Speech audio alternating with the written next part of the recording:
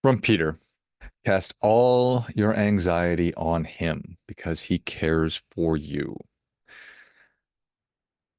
What does that mean? How does it apply to your life? If it even does, that's what we will explore today. Welcome to our Sunday service. The Bible is full of passages dealing with both physical and emotional struggles.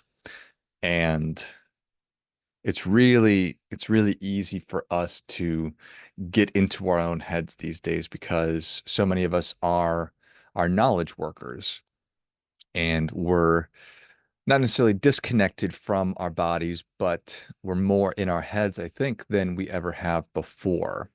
And while it's a positive thing that we're not doing literally back-breaking work, our heads can be extremely dangerous places. And when we get inside of our heads too much, as the saying goes, we can get lost in there. And our minds play tricks on us and all of these things.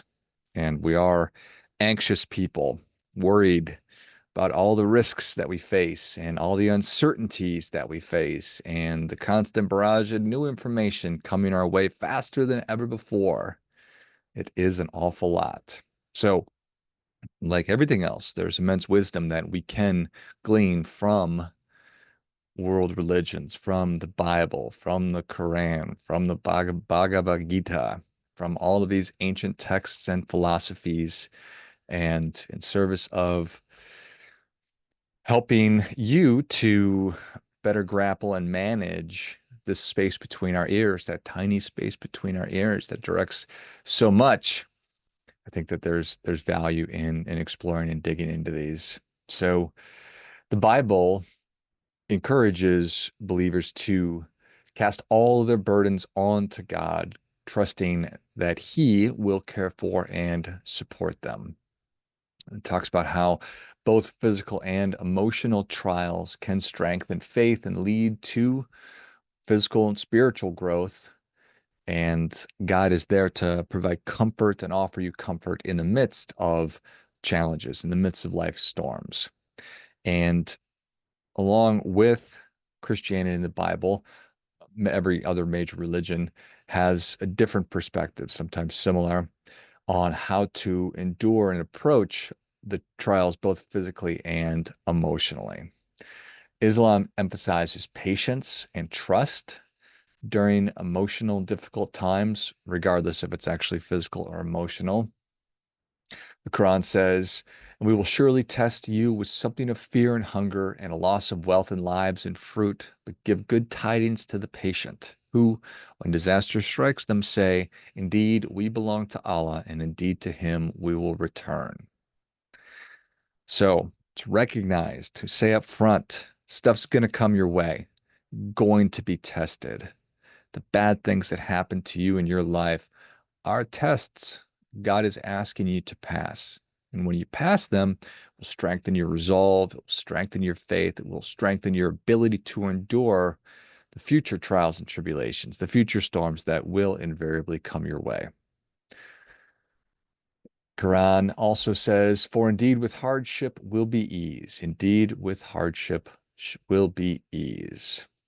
So, emphasizing that emotional challenges like anxiety or grief are temporary and God will bring relief eventually. Muslims believe that enduring trials with patience brings spiritual growth and closeness to God.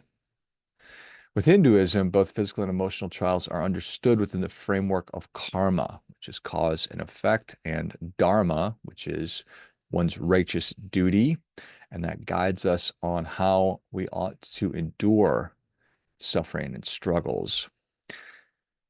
When we feel anxious over outcomes, we can alleviate that anxiety by focusing on the duties or the things that we have to be doing and become less attached to the results.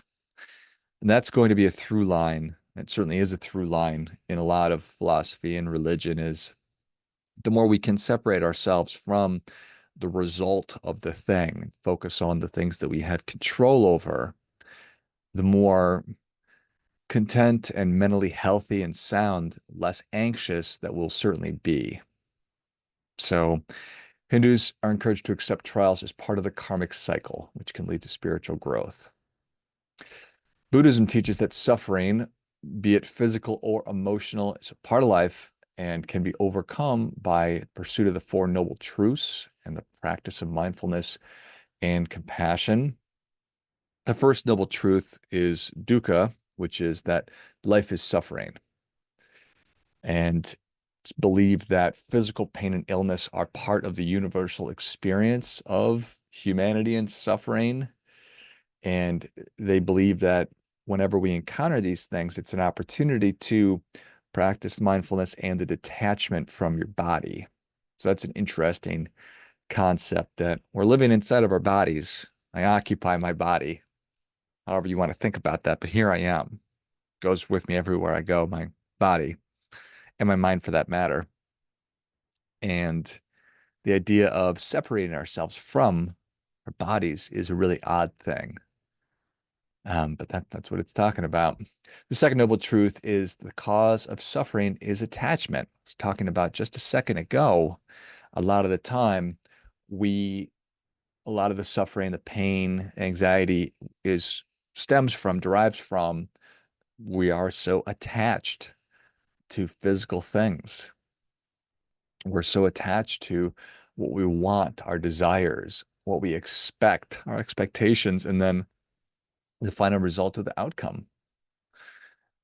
And Buddhism believes that when we meditate, it helps to reduce that emotional pain by cultivating non-attachment and awareness of the impermanence of all things. Just simply meaning it's all going away. None of this is here forever. Buddhism also talks about the Eightfold Path, giving guidance for overcoming physical and emotional suffering on the path to what they refer to as nirvana, which is enlightenment. So, across all religions and philosophies, physical and emotional problems or trials are seen as opportunities for growth, spiritual development, deeper connection to God. And through patience, mindfulness, prayer, and acceptance of a greater will or plan, it makes it not easier, but that's how we cope with and endure the times when we're suffering. And I imagine, I imagine that there have been times when you've been sick. And I imagine that there have been times when loved ones in your life have been really sick. And when that happens, we only want one thing. We want our loved ones to feel better. We want ourselves to not be sick anymore. We want to feel good again, or at least feel normal again. And talked at the beginning about how we are now knowledge workers. Most of us, many of us are knowledge workers. And we are, without realizing that we're detached from our bodies, we are less attached to our bodies, which I guess from a Buddhist perspective would be a good thing. But from a very practical perspective, we are less in tune with our bodies. We're not in our bodies as much, and we're more in our heads. We are more in our heads. Recently, I've had the opportunity to speak with Matt Dawson. He goes by Dawson, and he is an extreme endurance athlete, a world record holder. The guy climbs, mountains and climbs all of them at the same time and literally rode across an ocean. And I asked him, what's harder? Is it the physical part or is it the mental part, which is harder? And he said, certainly it's hard to row a boat across the ocean, but there's no doubt that the mental part is much harder. Like, wow, think about that.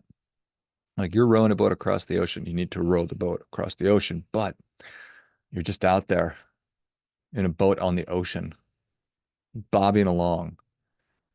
Only your own thoughts, only just you. Think about it at nighttime, trying to sleep, or you're laying there in this boat, just getting tossed around by the sea, thinking all those thoughts, what could be, what has been, all that stuff. It's so much. So, uh, it's fascinating though that somebody who has devoted his life in many ways to overcoming physical challenges. The path to the overcoming of those physical challenges is through your mental, through your mind. So our minds can be very dangerous places, and when you look around society today, so many of us are struggling with mental health. And we've been talking more about mental health for many years now at this point. And I think that there are ideas from specifically Buddhism and Stoicism that can really be powerful tools in our fight, for lack of a better term. I think that Stoicism and the Second Noble Truth in Buddhism are both philosophies that help us to manage suffering and human desires, even though they're coming at it from a little bit a different perspective and certainly culturally. Stoicism is a Greek philosophy that teaches us that much of our suffering comes from attachment to external things. So I think a really classic Stoic thing is that I don't have any control over the circumstances of life. All I can control is how I think, feel, and respond. And Stoics believe that a lot of our anxiety and emotional pain comes from attachment to our possessions, to our status, and to those specific outcomes. It's the belief that our desires and emotions show up more aptly put, negative fear, anxiety, and emotion come up when we seek to control things that are literally beyond our control. I mean, that's what stress is. That's what anxiety is being worried about stuff that I have no control over. So their belief is that our suffering can be reduced when we focus on things that are within our control and accept those things that we cannot change. They have a principle called apatheia, which emphasizes keeping an even keel regardless of our life circumstances. Says easy, does hard, for sure. But the idea is to find tranquility and accept that things are going to do what they're going to do. The world's going to do what they're going to do. Other people are going to do what they are going to do. And the more we can detach our happiness from a result that we have no control over, then the happier that we will be. The Second Noble Truth, to revisit this, talks about how the cause of suffering in life, which is dukkha, comes from our attachment and our wanting for things to be a certain way. So we're talking about desires for sensual pleasure. We're talking about holding on to things like people, outcomes. That has, like we've been talking about, is a sure path to feeling like we're not getting what it is that we want. We have less than. And the also another reality of it is that again, that nothing is permanent. So we're clinging on to things which are completely impermanent. When you're at the beach and you spend hours making a beautiful sandcastle, appreciating that the very nature of a sandcastle is impermanence.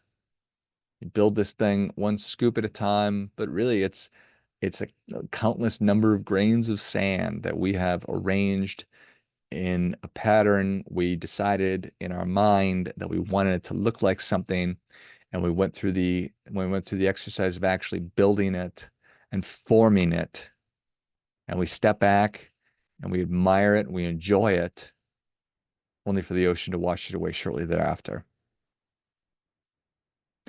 The impermanence of life and our existence. Your version of you is a day older than you were yesterday. And the same is true of our loved ones and all of the physical things in our reality. And one day, God willing, I will be an older version of me, and one day, I'm going to die, as we all are. And that is all part of the process and the reality of human beings. And the more we can detach ourselves and not get upset when the ocean does wash away that sandcastle, because we knew it was coming, then the happier that we're going to be. So Stoicism and Buddhism talk about the that focusing on the outcome is a major cause of our suffering. Stoicism talks about the acceptance of fate and focusing on what we can control is the key to it. And Buddhism, again, talks about the non-attachment to our desires and impermanence. Stoicism advocates that when we're able to master our own minds and gain broader control or deeper control of our own emotions, like Buddhism promotes mindfulness and self-awareness, these are keys to managing through the difficult emotional and mental times. And Stoicism has one of my favorite terms, which is memento mori. And the English translation is that remember, you must die. So it's the reality of our impermanence. We're going to die. Both of these philosophies, religions, thoughts encourage accepting the world as it is without trying to change uncontrollable things. So, not easy. Not easy to do by any stretch of the imagination. I think that those are both incredibly useful and obviously have been helping countless people throughout time. So, I know that so much of it is in my head. I do, as you do, deal with physical ailments and struggles, and it's nothing worse than having children and see them sick and to see them struggling. And there's very little that we can do about much of the things that we freak out over and we stress out over. And one of the hardest things to do is to let go of these things. But that is, in many ways, the key to what it is that we're talking about. I don't want to be stressed out. I don't want to be anxious. If I can take a step back and recognize I am stressing myself out over stuff that I have no control over.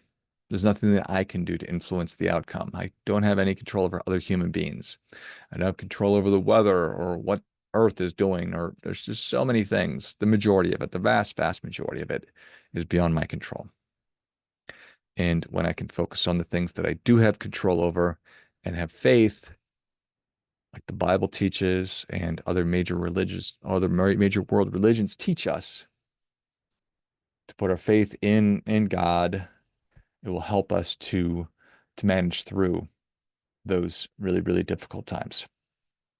So, food for thought. As always, do your part by doing your best.